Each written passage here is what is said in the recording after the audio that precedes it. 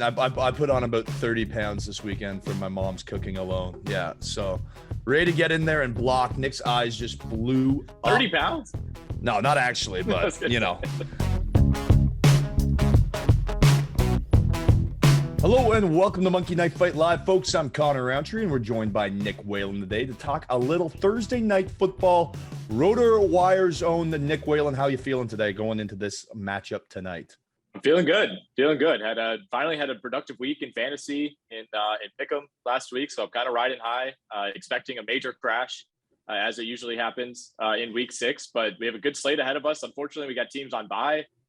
So, the offerings are going to be a little bit lesser than they have been these last 5 weeks. But I mean, once again, we're treated to what I think is a pretty good Thursday night matchup. Yeah, and remember, we do get the extra week at the end of the season. So this officially marks the 1/3 marking of the season, folks, by the end of week 6. If for those of you who don't know at home, 6 times 3 equals 18. So looking at Tom Brady first here. 300 yards is the line on Monkey Knife Fight, and he threw for 411 yards and 5 touchdowns last week. Honestly, it's not that surprising at this point in his career. He's averaging 350 yards per game this season. I have to take the more on that just because of what I said. 350 yards per game this season, over 40 years old. Father time is no factor. Yeah, I think I'm with you there. This is a little bit lower than I expected. Obviously, I think Tampa's going to try to establish the run in this game, and I think that's probably baked into this number. But coming off of that huge game last week against Miami, I wouldn't have been surprised if this number was 20 or 30 yards higher, kind of trying to capitalize on some of the hype that Brady generated in that game. But you have to keep in mind, he is dealing with a finger injury. Said it's no big deal, but maybe that affects him in this game. I actually took the liberty of looking up the weather in Philadelphia tonight. It's supposed to be 80 and clear, so shouldn't be an issue there. If it was raining or something along those lines, maybe you'd be a little more concerned about that finger and how the ball is coming off Tom Brady's hand. But he certainly looked fine last week. And, if anybody's kind of earned the benefit of the doubt or, take him at his word when it comes to injuries, it is Tom Brady. So I'll join you on the more here, Connor. Yeah, well, the meteorologist over at Rotowire, Mr. Nick Whalen, coming through in the clutch with that. And yeah, that does make me feel a little bit better knowing that it's going to be clear skies, especially when you have 3 wide receiver ones to work with. I mean, you looked at Mike Evans last week, over 100 yards, 2 touchdowns. Antonio Brown, over 100 yards, touchdown. Chris Godwin, 7 receptions, 77 yards. So he's got the weapons around him, with or without Gronk. And not only that, Giovanni Bernard out of the backfield. That's a guy that I wanted to highlight for Tom Brady this week because the Eagles are giving up 5.6 receptions to opposing backs this season. Bernard's got touchdowns in back-to-back weeks. I just think this is a setting up for Tom Brady to throw the ball to who's ever open. And that's what quarterbacks are supposed to do, and he's the best at it through the history of the NFL. And I think he's going to do it all night against the Eagles. And that's why I'm liking them more. Nick, anything you wanted to add there?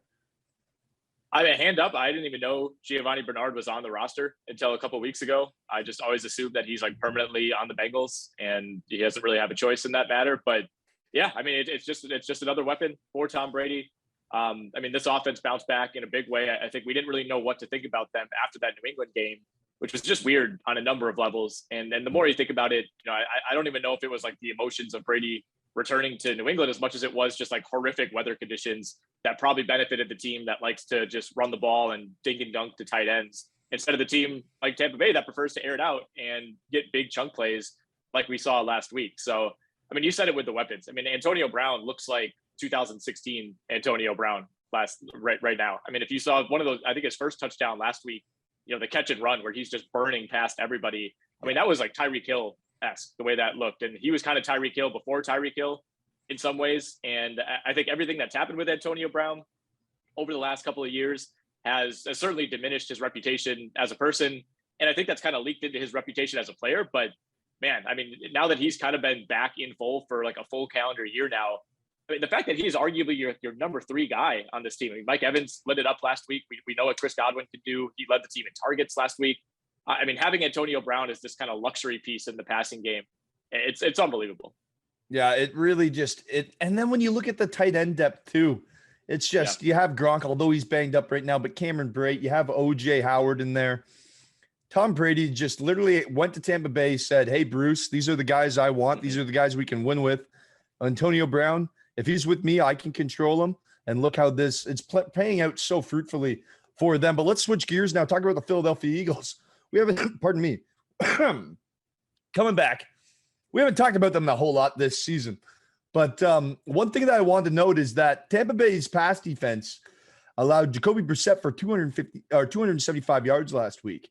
They've allowed every quarterback they've faced this season to throw for at least 275 yards and 2 touchdowns. People on Monkey Knife Fight seem to be on that because Jalen Hurts' line has gone from 280.5 to 284.5.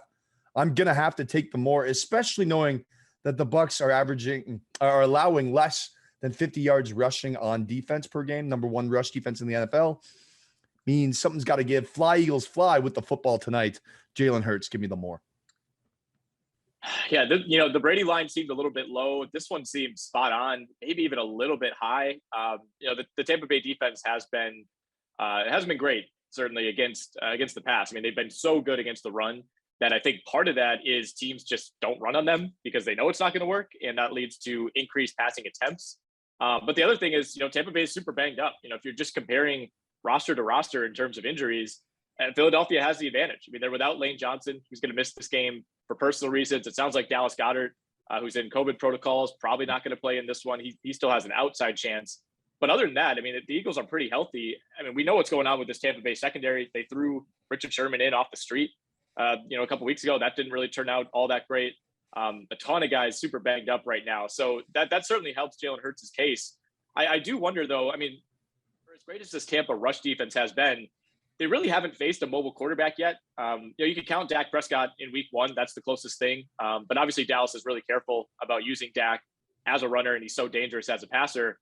Other than that, it's been kind of statue throwback type of quarterbacks that they faced over these last 4 weeks. So they haven't really been challenged by a guy like Jalen Hurts who can run it between the tackles, who can get outside, who can scramble for first downs. So it's going to be a challenge, I think, that Tampa Bay hasn't faced yet. I think they'll be fine. I don't think Jalen Hurts runs all over them, but it's something to keep an eye on. Even with that rush defense and that pass rush that they have, because just Pierre-Paul's back.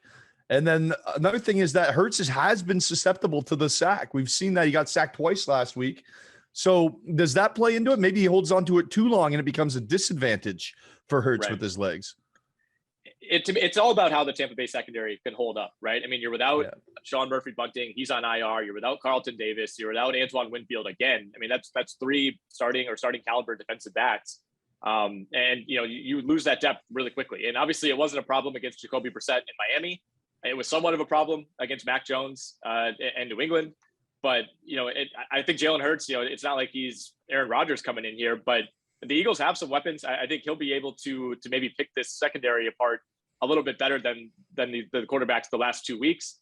I don't know where to go with this. I think for the sake of discussion, I'll go less on Jalen Hurts. I think this Tampa Bay defense steps up. I think Philly, really tries to establish the run, really tries to get Jalen Hurts out in space, but I still trust this front 7 of the Tampa Bay Buccaneers. Well, an interesting thing to note about Hurts too, right, is that he threw for less than 200 yards last week, had a pass rating of 62.7, but his team won the game. So maybe if they can slow it down, like you say, make it into a rush game, make it into a little smash mouth football, get the crowd engaged at home under the primetime lights, maybe it goes for less, but I don't see the Tampa Bay Buccaneers really taking a step backwards. And that means that I think Jalen Hurts is going to have to throw the ball. And that's why I'm sticking with the more. And now if we want to move into the receiver matchups, one guy that I think he's going to have a big day with is Devontae Smith. You talked about him, right? He had 7 receptions last week for 77 yards. And I'm going to have to look at him to go for more than the 5.5 receptions because of the fact that you said there isn't much of a DB presence in Tampa Bay currently. And Devontae Smith is a special talent. So I'm going to have to take the more on the reception line there.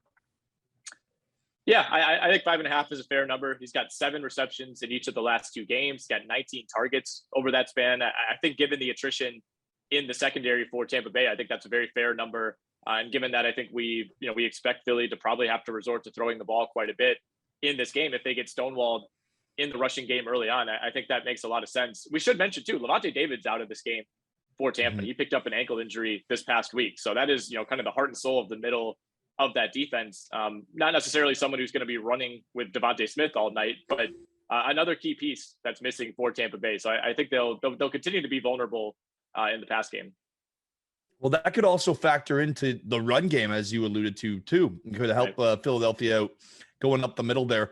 But let's turn it to the two other receivers we see on the screen. Starting off with Mike Evans. He had a great week last week.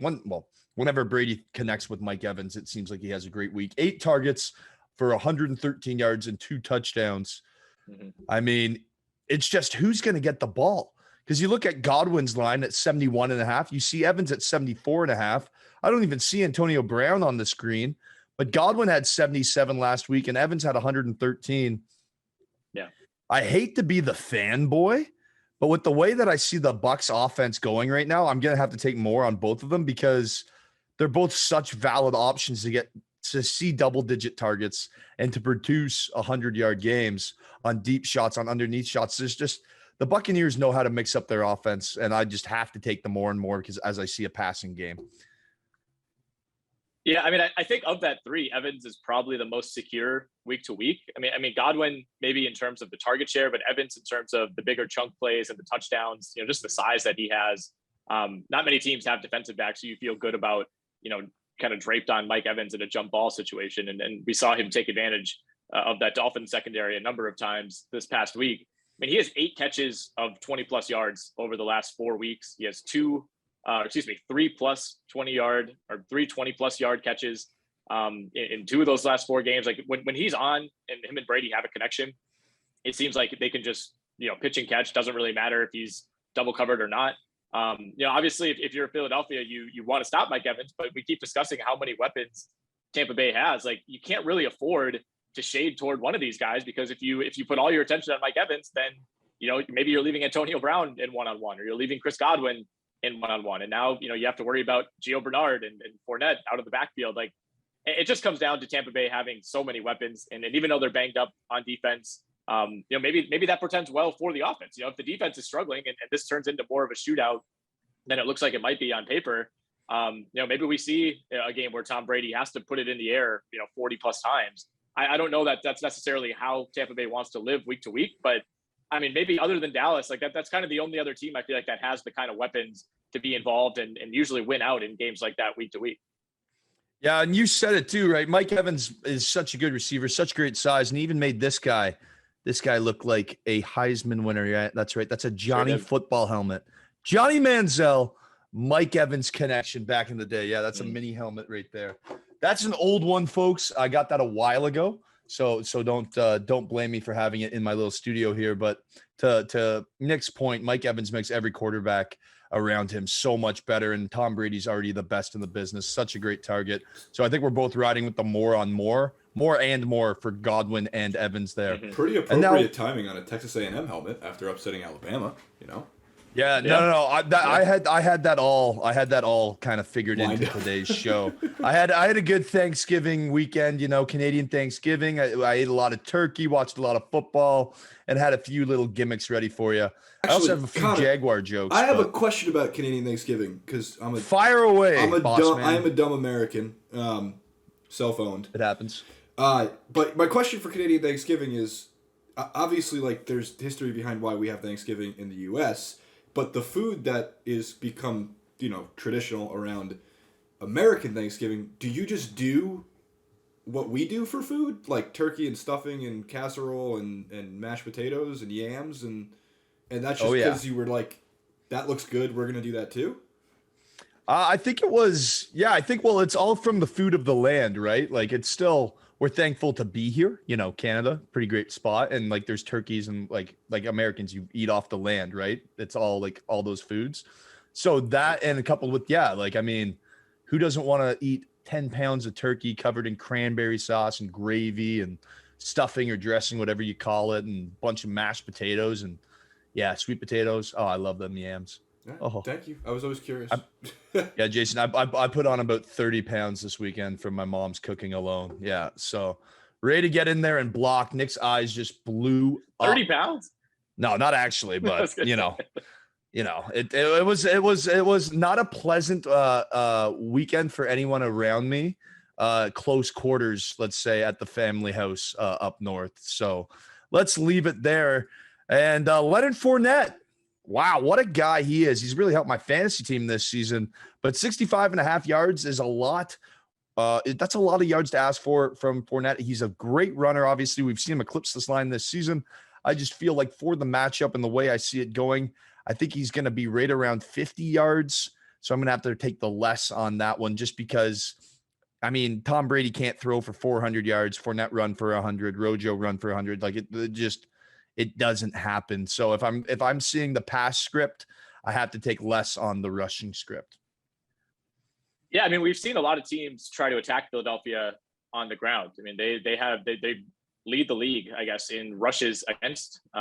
So, you know, in terms of yards per attempt, they're right in the middle of the pack. Like they're not necessarily a bad rushing defense, but teams have really tried to exploit them on the ground. And, you know, it's worked to variable degrees of success.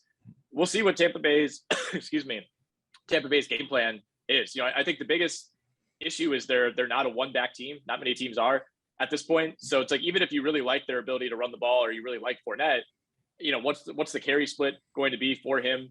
They started to use him more, you know, in the passing game as well. He's well on pace to smash, you know, last year's receptions and yardage total. So, you know, that's kind of been something that could take away a little bit from the rushing yard total. I'm with you on this. I think this number is a little too high. I think if it was like 45, maybe even 55, I'd consider going with the more, but I think 65.5, where we think this is another night where Tom Brady probably airs it out. You know, I think Fournette can maybe get into like the low to mid 50s, but I don't really see him approaching 70 yards in this one, unless he breaks a big one early on. And frankly, I don't see that happening. Yeah, I'm completely with you on that one. I think it could be Tom Brady getting them down the field, get to the goal line and hand it to the big back. 50 yards in the touchdown, about 11 fantasy points, few receptions if you're in PPR. And that's my prediction for Leonard Fournette come Thursday night football. Nick, any final thoughts on the game itself? I believe last time I checked that it was a 6.5 point spread. Eagles getting the 6.5, obviously, with the Bucs coming to town, the reigning champs. I feel like that's a little generous for the Bucs. I think so too. I saw it at 7 this morning. Maybe it's kind of bouncing back and forth. I think so too. I got those Canadian sport books lines that are a little off the wire. So, gotcha. Cheeky. Yeah. I mean, half point here and there, not a big deal. But yeah, I mean, I agree. I think that's kind of the number you'd expect if this game was in Tampa Bay. I mean, that's very generous for, you know, maybe it's a little bit recency bias, you know, with the way that the Bucs looked against Miami, but it's not like Philadelphia is coming off of a 30-point blowout loss. I mean, if anything, obviously the offense looked terrible in the first half against Carolina. We can't set that aside, but they found a way to win that game. You know, they got some timely turnovers in that second half. And I think people are still on Carolina, even without Christian McCaffrey. You know, it's not like they came from behind to beat the Jaguars or beat the Lions. I mean, that was still a quality win for a team that, like, in the modern NFL, if you have a quarterback like Jalen Hurts, you know, even though he's not Lamar Jackson, he's not Patrick Mahomes, but you have a guy who's that mobile and has proven that he can at least be like a slightly above average passer. Like, you could stay in with just about anybody.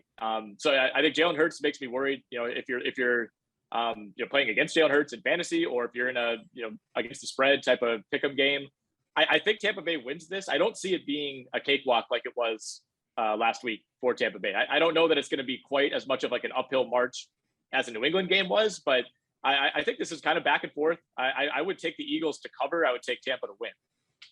Yeah, I'm with you. I think the Bucs get it by a touchdown. I'm feeling like a 31-24 kind of showing. That's where I'm about set with my prediction for this game. I just think, I mean, the banged up defensive back core is going to let Jalen Hurts sling the ball. If they get worried about his passing, then as you said, he can open up with his legs.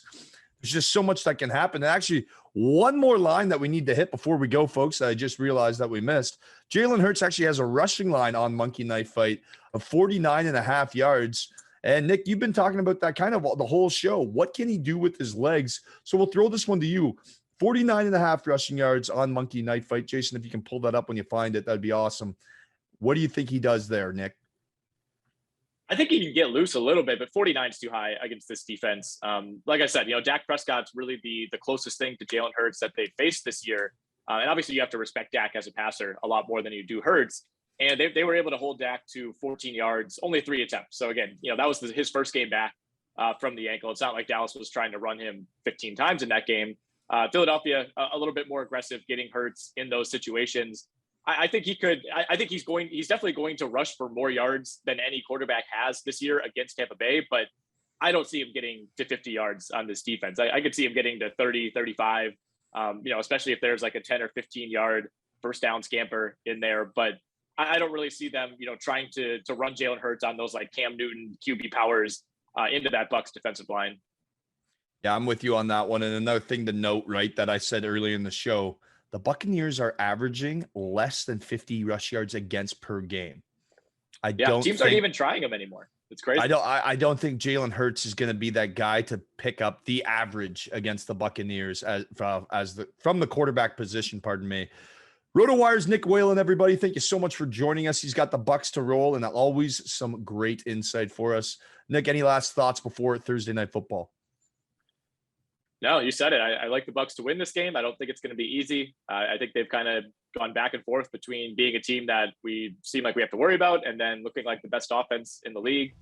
So I think the pendulum swings back a little bit after that performance against Miami. But we're still trying to figure out Philadelphia. If they find a way to win this game, I think that kind of flips the narrative on what's been kind of a waffling back and forth season for the Eagles so far. If Tampa comes in there and beats them by 3 touchdowns, then I think you start to question a lot of things about the direction of this team, which is kind of all over the place right now.